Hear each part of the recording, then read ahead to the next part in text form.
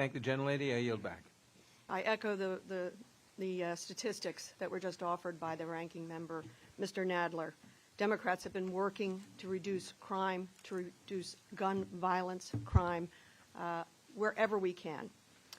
And let me say, everyone, I believe, everyone in this room has sympathy for the horrific stories, the horrific losses of life, the horrific attacks, the anti-Semitic attack on your son.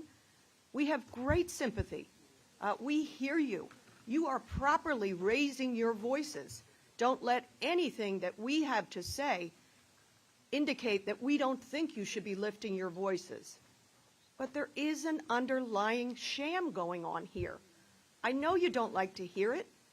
Your voices are important, but two things can be true at the same time. We are not properly here. It is not our jurisdiction to oversee or to interfere with an independent district attorney's office.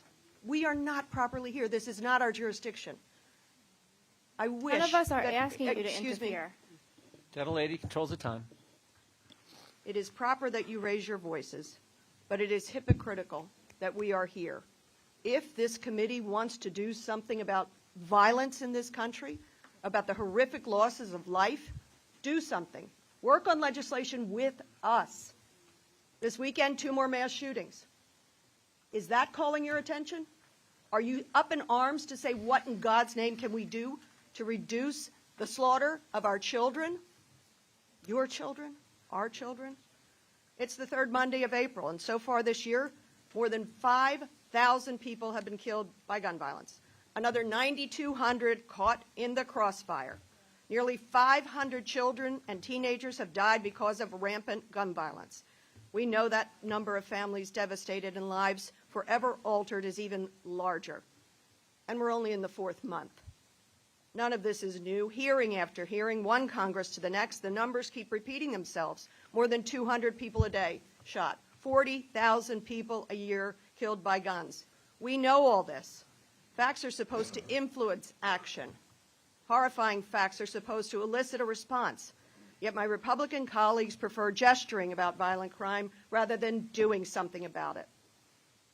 I'm reminded of the character in Succession, the late Logan Roy, said, "You are not serious people. If you are serious about doing something about violence, gun violence, and other violence, please join us." Last Congress, as the ranking member said, the House passed a universal background checks bill. 63% of Republican gun owners support it, yet only 8 of my Republican colleagues supported the bill. 202 of them voted against it, including every Republican member in this room. Again, not serious people. Assault weapons are the firearm of choice in mass shootings. The Democratic House last Congress voted to ban these weapons of war. Only 2 Republicans out of 211 voted for it. Neither is in this room today. When Senate Republicans were finally motivated to action by the horrific slaughter of babies in Uvalde, did my Republican colleagues here join? No, not a single one of them voted for the Bipartisan Safer Communities Act. Make no mistake, if the concern about addressing violent crime addressed by my Republican colleagues was genuine, they would have acted. There'd be more for us to be talking with you about here. We're only here today because Chairman Jordan and his colleagues want to make a show of defending a former, failed, twice impeached, crooked president. This is not serious. Violent crime is a grave national issue. It demands serious consideration by legislators who want to make a difference and to save lives. That is reserved for us. I yield the remainder of my time to Mr. Goodman. Can I ask you why not?